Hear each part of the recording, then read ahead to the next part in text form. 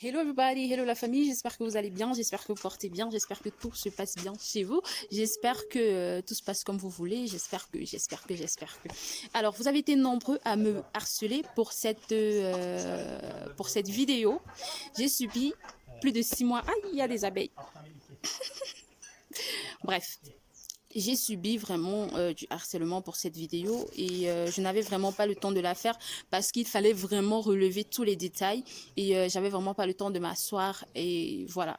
Mais vu que nous sommes en confinement, j'ai décidé qu'il faut que je le fasse avant le déconfinement, sinon je ne pourrais plus le faire. D'autant plus que c'est une vidéo qui va aider bon nombre d'entre vous. Alors, si tu n'es pas encore abonné, clique sur s'abonner, active la petite cloche de notification. Et voilà, pour ne pas manquer mes vidéos.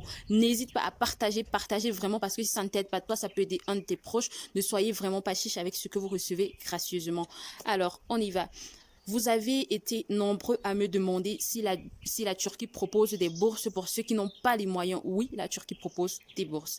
Alors, comment postuler à la bourse turque? Qu'est-ce qu'il faut? Vous m'avez harcelé de questions vraiment et puis je me suis dit, bon, il est temps de faire cette vidéo. Je commence cette vidéo en fait par les points les plus importants. Je commence par les avantages de la bourse turque, d'accord? Alors j'ai tout noté ici. J'ai tout noté là pour ne pas vous raconter des sottises, pour ne pas m'embrouiller et pour ne pas oublier certains détails. Donc j'ai tout noté, j'ai pris la peine de tout noter. Et donc je commence par les avantages de la bourse turque. Avantage numéro 1. Quand tu es sélectionné pour la bourse turque, tu reçois une admission universitaire, pardon. De 2, tu reçois des allocations mensuelles. C'est quoi les allocations mensuelles? C'est justement, on va dire, cet argent-là qui te permet de vivre, de manger, de te déplacer. C'est ça les allocations en fait. Les allocations mensuelles pour ton déplacement, ton repas. De 3, tu as tes frais de scolarité dans l'université où tu as postulé et dans la branche où tu as postulé, tes frais d'université qui sont gracieusement payés par l'État turc. De 4, tu as ton billet d'avion aller-retour vers ton pays que tu reçois gracieusement venant de l'État turc. De 5, tu as une assurance maladie qui t'est gracieusement offerte. Donc, si tu es malade, si arrivant en Turquie, tu es malade, tu peux aller à l'hôpital sans avoir à payer un seul sou. On te soigne, on fait tout ce qu'il y a à faire sans que tu n'aies à payer un seul sou. D'accord? Donc, de 6, tu as un hébergement gratuit offert par l'État turc. De 7, tu as des cours de langue turque pendant 1 an offerts gracieusement par l'État turc. Donc, voilà les avantages de la bourse turque. Alors, on passe au 2, les critères d'admissibilité à la bourse turque. Donc, qu'est-ce qu'il faut pour être admissible à la bourse turque? 1, il faut être citoyen de n'importe quel autre pays que la Turquie. Donc, il faut ne pas être turc d'office. Donc, si vous êtes un Turc qui se retrouve dans un autre pays, vous n'avez pas la possibilité de postuler. Mais si vous êtes un Turc qui a une autre nationalité, peut-être parce qu'il est né dans un autre pays, oui, vous pouvez postuler. Donc, il faut être citoyen de n'importe quel autre pays que la Turquie. Ça, c'est un critère d'admissibilité. De 2, il faut avoir un niveau académique minimal. Il faut avoir un niveau académique minimal de bac. Ça veut dire qu'il faut avoir minimum le bac pour pouvoir postuler à la bourse turque. D'accord? Alors, pour ceux qui postulent avec niveau bac, ça veut dire vous postulez pour le premier cycle. Le premier cycle qui compte première année universitaire, deuxième et troisième. Donc, qui compte le cycle licence, on va dire ça comme ça.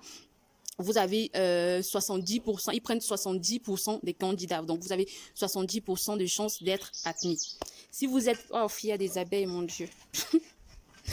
Si vous avez déjà fini votre premier cycle, vous pouvez tout de même postuler parce qu'il y a la possibilité de postuler en master. Vous pouvez demander la bourse niveau master, d'accord? Et vous pouvez également, si vous avez fini votre master, vous pouvez également postuler pour le niveau doctorat. Donc, vous pouvez postuler pour niveau master, pour niveau licence, niveau master ou niveau doctorat. Donc, pour ceux qui ont le bac, vous pouvez postuler niveau licence. Donc, vous ferez le premier cycle. Pour ceux qui ont déjà la licence, vous pouvez postuler niveau master. Donc, vous ferez le cycle master. Et pour ceux qui ont déjà le master, vous pouvez postuler niveau doctorat. Donc, vous ferez les programmes doctorat. D'accord? Donc, pour ceux qui sont master, doctorat, vous avez 75% de chances d'être sélectionnés. Et maintenant, ceux qui font dans les sciences de la santé, médecine, dentisterie, pharmacie, vous avez plus de chances d'être sélectionnés parce qu'ils prennent les candidats de sciences de la santé, ils prennent à 90%. Donc, si vous avez fait médecine, dentisterie et tout, vous avez 90% d'être sélectionnés. à la bourse turque. C'est incroyable, mais c'est vrai. Donc, si tu es chez toi et que tu fais médecine, voilà, commence à y penser, tu peux être sélectionné. Hein. Donc, voilà. Alors, ça ne s'arrête pas là. Malheureusement, le critère le plus difficile sont les critères d'âge. D'accord? Quel âge faut-il avoir pour postuler à la bourse turque? Alors, si tu as le bac et que tu postules pour le premier cycle, il te faut avoir moins de 21 ans. Ils prennent les moins de 21 ans. Plus de 21 ans, ça ne sert à rien de postuler pour le premier cycle. Donc, premier cycle, il faut avoir moins de 21 ans. Cycle master, il faut avoir moins de 30 ans. Donc, ils prennent de 21 à 30 ans pour le cycle master. Le cycle doctorat, il faut avoir moins de 35 ans. Ils prennent de 21 à 35 ans pour le cycle master. Qu'est-ce que je dis? Pour le cycle doctorat. Donc, je reprends parce que je me suis embrouillée un peu. Alors, quel âge faut-il avoir pour postuler à la bourse turque? Pour le premier cycle, il faut avoir moins de 21 ans. Pour le cycle master, il faut avoir de 21 à 30 ans. Et pour le cycle doctorat, il faut avoir de 21 à 35 ans. Donc, voilà les âges requis pour postuler à la bourse. Si vous avez dépassé cette tranche d'âge-là, vous n'êtes pas éligible. Donc, voilà. Alors, ils disent, notez bien, les demandes de la bourse se font uniquement en ligne. Uniquement en ligne. Ça veut dire si vous envoyez vos documents par la poste ou par je ne sais trop quel moyen, ou par votre tante qui vient en Turquie ou par machin, ça ne passe pas. Donc, ça se fait en ligne. D'accord? Voilà. Alors, quels sont les documents requis? Quels sont les documents requis? Document numéro 1, il vous faut un document d'identité nationale ou un passeport valide. Je vais vous donner un petit secret. Utilisez beaucoup plus le passeport parce que le passeport, c'est un document reconnu dans tous les pays.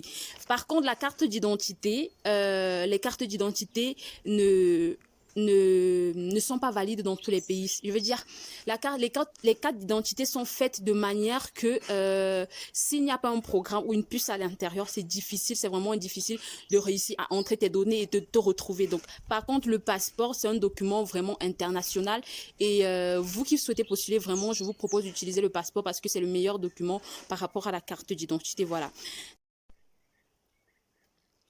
Alors, désolé, on a été coupé. Donc, je disais que... On a été coupé, donc je disais que la carte d'identité, c'est vraiment le passeport, pardon, c'est beaucoup mieux que la carte d'identité parce que c'est un document international et donc voilà, c'est plus avantageux que la carte d'identité. En fait, c'est plus crédible en fait. Donc, document numéro 2, il vous faudra une photo récente de vous, claire et nette. Document numéro 3, pardon, il vous faudra des résultats d'examens internationaux. Ça, c'est pour ceux qui postulent pour le premier cycle universitaire.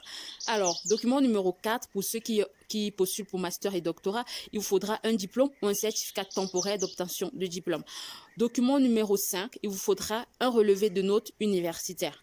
Document numéro 6, il vous faudra des résultats d'examen parce que, en fait, j'explique le 6 parce que en fait, quand vous postulez, ne pensez pas qu'il vous suffit de fournir des documents. Non, vous avez des tests que vous passez en fonction de la branche que vous avez choisie.